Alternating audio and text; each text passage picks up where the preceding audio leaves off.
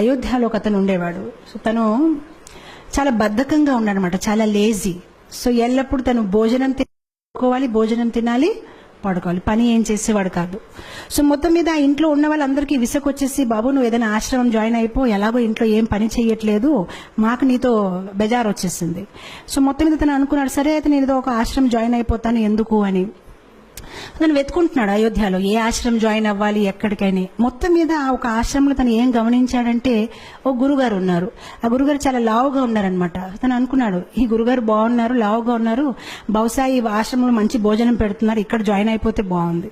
కొంతసేపు తర్వాత గురుగారు శిష్యులు వచ్చారు, వాళ్ళు కూడా లావుగా ఉన్నారు. తనకి కన్ఫర్మ్ అయిపోయింది, ఇది బాగుందండి, ఇక్కడ నేను జాయిన్ అవుతాను, భోజనం బాగా పెడతారని. వెళ్ళాడు గురుగారి దగ్గర, నేను మీ ఆశ్రమాన్ని జాయిన్ అవుతాను, కానీ నాకు ఒకటే, భోజనం ఎన్నిసారి పెడతారు? సో గురుగారు అన్నారు 2 times. 2 times నాకు సరిపోతుంది, నాకు 3 times కావాలంటే గురుగారు అన్నారు, పొద్దున ఇస్తారు కదా, అదే నువ్వు మధ్యాహ్నంకు ఉంచు, ఏం ప్రాబ్లం లేదు.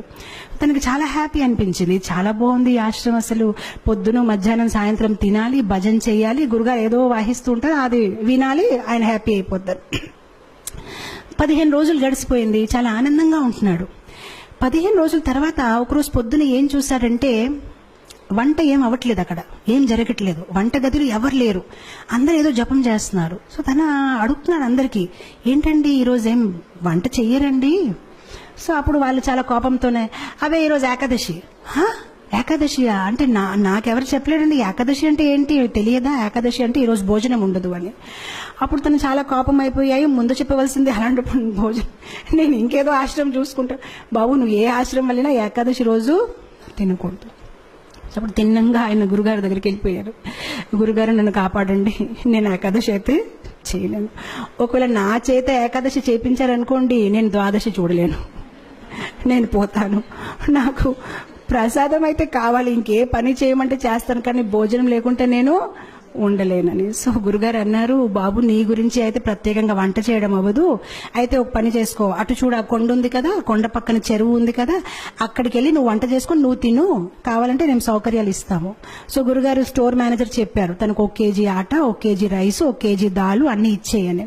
తను అన్ని తీసుకుని వెళ్తున్నారు. గురుగారు అన్నారు, ఒకటి మాత్రం జాగ్రత్త, నువ్వు ఏది వంట చేసినా భగవంతుడికి నైవేద్యం పెట్టాలి.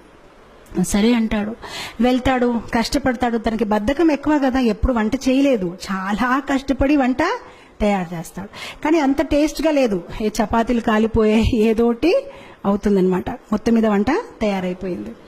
సో వంట తయారైనప్పటికీ తులసి ఆకలి వెతుకున్నాడు, తులసి ఆకు పెట్టాడు, భగవంతుడికి పిలుస్తున్నాడు, కానీ భగవంతుడు రావట్లేదు. సో అప్పుడు తను చక్కగా ఒక పాట పాడతాడనమాట.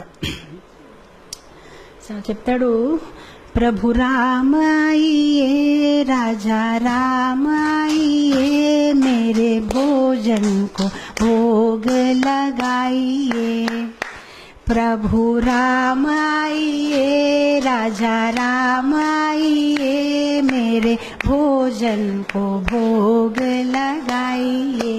చాలా ప్రేమతో పాడుతున్నా, రాజారాం ప్రభురాం రండి, నేను భోజనం తయారు చేశాను, మీరు వచ్చి స్వీకరించండి. భగవంతుడు రావట్లేదు. తను ఆలోచించాడు, ఎందుకు రావట్లేదు అంటే, తనకేమనిపిస్తుందంటే భగవంతుడు స్వయంగా వస్తాడు. ఇప్పుడు మనకైతే అర్థమైపోయింది, మనం ఏదో యాంత్రికంగా పెడతాము, కానీ భగవంతుడు స్వయంగా వచ్చి తీసుకోవడం అనేది లేదు. కానీ తను చాలా అమాయకుడు, తను అనుకుంటాడు నిజంగా స్వామి వస్తారేమో, స్వీకరిస్తారేమో అని తను వెయిట్ చేస్తున్నారు, కానీ భగవంతుడు రావట్లేదు. అప్పుడు తను ఆలోచిస్తానమాట, తనకు ఒక ఐడియా వస్తుంది, ఓహో ఎందుకు భగవంతుడు రావట్లేదంటే, గుడిలో అయితే రాజభోగం, పకోడీలు, పూరీలు, పాయసము అన్ని తయారు చేస్తారు, నేనేదో సింపుల్ గా రైస్ దాల్ తయారు చేస్తాను, అందుకోసం రావట్లేదేమో అని. సో అప్పుడు తను భగవంతుడికి వాదిస్తారనమాట. తను భగవంతుడితో అంటారు, భూల్ కరోగే యది తజ్ దోగే భోజన రూఖా సూఖా, एकादशी आज मंदिर में है, बैठे रहोगे भूखे, राजा राम आइए, प्रभु राम आइए, मेरे भोजन को भोग धराइए. సో తను అంటాడు, బహుశా మీరు అనుకుంటున్నారు ఇతని దగ్గర ఎందుకు వెళ్ళాలి, నేను చక్కగా గుడికి వెళ్ళి అక్కడ పూరీలు పకోడాలు తింటాను, కానీ తప్పు చేస్తున్నారు, గుడిలో ఏకాదశి ఉంది, ఆకలిగా కూర్చుంటారు, ఏమీ దొరకదు, కనీసం నేను ఎంతో కొంత పెడుతున్నాను, వచ్చి తీసుకోండి, అది కూడా మిగలదు అని. ఎప్పుడైతే ఇలా పాడడం మొదలు పెట్టారు భగవంతుడు నవ్వు వస్తుంది. సో భగవంతుడు సీతామాతతో అన్నారు, సరే రా తినేసి వద్దామని. సో సీతామాతని తీసుకుని భగవంతుడు వెళ్తారనమాట అక్కడ నైవేద్యం తీసుకోవడానికి. ఎప్పుడైతే భగవంతుడు వస్తారో తను భగవంతుని చూసి ఆనందించడు. తను సీతామాత వైపు చూసి ప్రసాదం వైపు చూస్తాడు, సీతామాత వైపు చూసి ప్రసాదం వైపు చూస్తాడు. తను ఆలోచిస్తాడు, నేను ఒక్కరిని పిలిస్తే ఇద్దరు వచ్చేసారేంటి. సో ప్రసాదం వైపు సీతామాత, ప్రసాదం అప్పుడు శ్రీరాముడు అడుగుతారనమాట, నీకు ఆనందంగా లేదు? ఆనందంగానే ఉందండి, రండి కూర్చోండి అంటాడనమాట. మనసులో ఆలోచిస్తారనమాట, ఒక్కరిని పిలిస్తే ఇద్దరు వచ్చారు, సరిపోదేమో భోజనము, నాకు వీళ్ళు ఏకాదశి చేపించే ఉంటారేమో ఈరోజు అని. సో మొత్తం మీద భోజనం పెడతారు, వాళ్ళిద్దరు తింటారు, హ్యాపీగా వెళ్ళిపోతారు, తిని ఏకాదశి చేసుకుంటారు, ఎందుకంటే ఇంకేం మిగిలిలేదు. ఇంకో 15 రోజులు గడిచిపోతాయి, మళ్ళీ ఏకాదశి వస్తుంది. ఈసారి తన గురుగారికి చెప్తాడనమాట, గురుగారు 1 కేజీ ఆట సరిపోవట్లేదు, 2 భగవాన్లు వస్తున్నారు, మీరు 1 భగవాన్ 2 వస్తున్నారు, ఇంకా కొంచెం ఇవ్వండి. గురుగారు అనుకుంటారు, తిని కొంచెం లావుగా ఉన్నాడు కదా, భోజనం ఎక్కువ కావాలి, ఏం మాట్లాడుతున్నారు ఏంటో, సరే తీసుకువెళ్ళి ఇంకా కొంచెం ఆట, ఇంకా కొంచెం దాల్ అంటారు. ఈసారి తీసుకువెళ్తాడు, చక్కగా వంట చేస్తాడు, తులసి ఆకులు పెడతాడు, మళ్ళీ స్టార్ట్ చేస్తాడు. ఈసారి భజన్ మార్చేస్తాడు, రాజా రామాయియే సీతా రామాయియే మేరే భోజన్ కో భోగ ధరాయియే. ఈసారి ఇద్దరిని పిలిచాడు, రాజారామ రండి, సీతారామ రండి. భగవంతుడు ప్రత్యక్షం అయిపోతారు. కానీ ఈసారి లక్ష్మణ్ని తీసుకొస్తారు. సో భగవంతుడు అంటారు, నీకు ఆనందంగా లేదా? మేము వచ్చేసామంటే ఆనందంగానే ఉందండి, కానీ లక్ష్మణ్ వైపు చూస్తారు, ప్రసాదం వైపు చూస్తారు, లక్ష్మణ్ వైపు చూస్తారు. ఇద్దరిని పిలిస్తే 3 వచ్చారు. ఈసారి కూడా నా ఏకాదశి అయిపోయింది, నాకేం మిగలదు అని. అయితే రండి కూర్చోండి భోజనం పెడతానని భోజనం పెడతారు, భగవంతుడు తింటారు, వెళ్ళిపోతారు. తను అనుకుంటారు, సరే అయితే నెక్స్ట్ టైం నుంచి 3 పీపుల్. మళ్ళీ వెళ్తారు గురుగారి దగ్గర, గురుగారు కొంచెం ఇది సరిపోవట్లేదు. సరే గురుగారు ఒప్పుకుంటారు, సరే ఇవ్వండి, మేబీ సాయంత్రం పూట మళ్ళీ తింటాడేమో అని. ఈసారి మళ్ళీ పాటలు పాడడం, ఏకాదశి రోజు వెళ్ళాడు, వంట చేశాడు, తులసి పెట్టాడు. రాజా రామాయియే సీతారామాయియే లక్ష్మణ్ సాథ్ లాయియే మేరే భోజన్ కో భోగ్ ధరాయియే. వచ్చేస్తారు సీతారాం, లక్ష్మణ్ అండ్ హనుమాన్. ఇతను మళ్ళీ భోజనం వైపు చూస్తారు, హనుమాన్ వైపు చూస్తారు, భోజనం వైపు చూస్తారు, హనుమాన్ వైపు చూస్తారు. ఇదేం పద్ధతి కాదు, ఒక్కరు పిలిస్తే ఇద్దరు, ఇద్దరు పిలిస్తే ముగ్గురు, ముగ్గురు పిలిస్తే 4. శ్రీరాముడు మళ్ళీ అడుగుతారు, నీకు సంతోషంగా లేదు? చాలా సంతోషంగా ఉంది, రండి కూర్చోండి అంటాడు, భోజనం పెడతారు. ఈసారి ఎప్పుడైతే సీతారాం ప్రసాదం అన్ని తినేసి వెళ్ళిపోతున్నారు, అప్పుడు తను అడుగుతాడు, ఏమంటే ఏం అనుకోకపోతే నెక్స్ట్ టైం ఎంతమంది వస్తారండి? మీరు ముందు నుంచి చెప్తే నేను కొంచెం, అంటే నాకు 4 ఏకాదశులు అయిపోయాయి, కనీసం నేను కొంచెం ఎక్కువ తెచ్చేస్తానంటే శ్రీరాముడు ఏం చెప్పరు, నవ్వుతూ వెళ్ళిపోతారనమాట.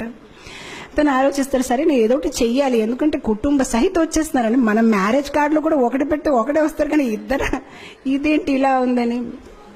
తర్వాత ఏకాదశి రోజు మళ్ళీ గురుగారు చెప్తారు, నాకు 10 కేజీ ఆటలు కావాలి, 10 కేజీ రైస్ కావాలి. గురుగారు అనుకుంటారు, ఇదేదో ప్రాబ్లం ఉంది, బహుశా తను అమ్మేస్తున్నాడేమో, ఎంత ఎవరు తినలేరు, తప్పకుండా అమ్మేస్తున్నాడు. సో గురుగారు అంటారు శిష్యులతోనే, పర్వాలేదు తను అడిగింది ఇచ్చేయండి, తర్వాత మన పని చూద్దామని ఇచ్చేస్తారు. ఇప్పుడు గురుగారు అంటారు శిష్యులతోనే, మనం ఏం చేద్దామంటే కొంతసేపు తర్వాత వెనక వెళ్ళి చూద్దాం, ఎక్కడ అమ్ముతున్నారు, ఏ షాప్లో వెళ్ళి అమ్ముతున్నాడు. ఈసారి వెళ్ళాడు, తను సామాన్లన్నీ దింపాడు, కానీ వంట చేయలేదు. వంట చేయకుండా పాటలు పాడడం మొదలు పెట్టారు. సీతారామాయియే రాజా రామాయియే లక్ష్మణ సాథ్ లాయియే హనుమాన్ లాయి మేరే భోజన్ కో భోగ ధరాయియే. వచ్చారు సీతారామ లక్ష్మణ్ హనుమాన్ భరత్ శత్రుఘ్న కౌశల్య సుమిత్ర కై మొత్తం పరివార కుటుంబం అందరూ వచ్చేసారనమాట. సో అప్పుడు వచ్చేసి, బాబు మేము వచ్చేసామని. సో అతను అందరు లెక్క పెట్టుకుంటున్నారు, వచ్చారు, చాలా మంది వచ్చారు. సో అప్పుడు భగవంతుడు అన్నారు, ప్రసాదం ఎక్కడుంది? సో అప్పుడు తిని అన్నాడు, నేనెందుకు వంట చేయాలి, నేను చేస్తాను, మీరు తినేసి వెళ్ళిపోతారు, నాకేది మిగలదు, అదిగో అక్కడ ఉంది, మీరు వంట చేయండి, తినేసి వెళ్ళిపోండి, ఎలాగో నాకేమీ దొరకదు, గత కొన్ని ఏకాదశి నుంచి నేను ఏకాదశి చేస్తున్నాను, అక్కడ ఉంది, వంట చేసి తినేసి వెళ్ళిపోండి. ఇంకా తనకి కోపం వచ్చేసి చెట్టు కింద పడుకుంటాడు, ఇంకా లాభం లేదు, వీళ్ళు ఎప్పుడు చెప్పినా మొత్తం కుటుంబం తీసుకు వచ్చేస్తారు. సో శ్రీరాముడు అంటారు సరే అయితే. సో శ్రీరాముడు కూరగాయలకు వస్తున్నారు, సీతామాత వంట మొదలు పెట్టారు, లక్ష్మణ్ కర్రలు తీసుకొచ్చారు, హనుమాన్ పండు తీసుకుని వస్తున్నారు, అందరు బిజీ అయిపోయారు. ఆయన ఎప్పుడైతే సీతామాత ఇలా వంట చేస్తున్నారు, దేవతలందరూ కూడా కింద దిగిపోయారు, ఆ ఋషులు మునీలు అందరూ చాలా హడావడిగా అయిపోయింది. అక్కడ వంటలు అవుతున్నాయన్నమాట, ఎంతో మందికి వాళ్ళు కుకింగ్ చేస్తున్నారనమాట. అండ్ అదే సమయంలో అక్కడ గురుగారు వచ్చారు శిష్యులతోని, అంటే చూద్దాం ఇతను ఏం చేస్తారని. కానీ గురుగారికి ఏమీ కనిపించట్లేదు. ఆయనకి ఎలా కనిపించిందంటే చెట్టు కింద ఇతను పడుకొని ఉన్నాడు, ఆ సామాన్లు అక్కడ పడేస్తున్నాయి. సో అప్పుడు గురుగారు తను లేపి చెప్తున్నారు, నువ్వు చెయ్యవా వంట, ఏం చేస్తున్నావని. అప్పుడు శిష్యుడు చెప్తారు, మీకు కనిపించట్లేదా, ఇంతమంది వంట చేస్తున్నారు, ఇగో చూడండి సీతామాత ఏంటి, ఇగో చూడండి ఇదేమవుతుందని. అప్పుడు గురుగారు అంటే నాకేమీ కనిపించట్లేదు. సో అప్పుడు తను కోపంతో శ్రీరాముడు చెప్తారు, మీరు కనిపిస్తారా లేదా, లేదంటే నా మీద ఆయనకి సందేహం ఉంటుంది, కనిపించండి అని చెప్తారు. సరే కనిపిస్తామంటే అందరు కనిపిస్తారనమాట. సో అప్పుడు అందరు కనిపిస్తే గురుగారు ఇంకా కళ్ళల్లో నీళ్ళు వచ్చేసి, నేను ఎన్ని సంవత్సరాల నుంచి శ్రీరాముడిని పూజిస్తే నాకు దొరకలేదు, కానీ నీ ఒక సరళ స్వభావం, నీ ఒక అమాయకత్వం చూసి భగవంతుడు వెంటనే ప్రత్యక్షమయ్యారని ఆయన ఏడ్చి ఆ శిష్యుడిని కౌగలించారనమాట. సో ఇక్కడ భగవంతుడు మన ఒక సరళ స్వభావం, మనలో వినయం ఎంత ఉంది, మనలో అమాయకత్వం ఎంత ఉంది. భగవంతుడికి కాంప్లికేటెడ్ పీపుల్ ఇష్టం లేదు. మనలో జ్ఞానం ఎక్కువ ఉంటే బహుశా భగవంతుడు నన్ను ఇష్టపడతారు అనేది కాదు, మనలో ప్రేమ ఎక్కువ ఉంటే భగవంతుడు మనని ఇష్టపడతారు. సరళంగా ఉండాలి. చెప్పాలంటే భగవంతుడికి ఎలాంటి పీపుల్ ఇష్టం, చైల్డ్ లైక్ ఇన్నోసెన్స్. ఎవరిలో అయితే ఎక్కువ హిపోక్రసీ, ఎక్కువ ఆలోచనలు లేదు, చాలా సింపుల్ హార్టెడ్ ఉంటారు, అలాంటి వాళ్ళని భగవంతుడు ఇష్టపడతారు.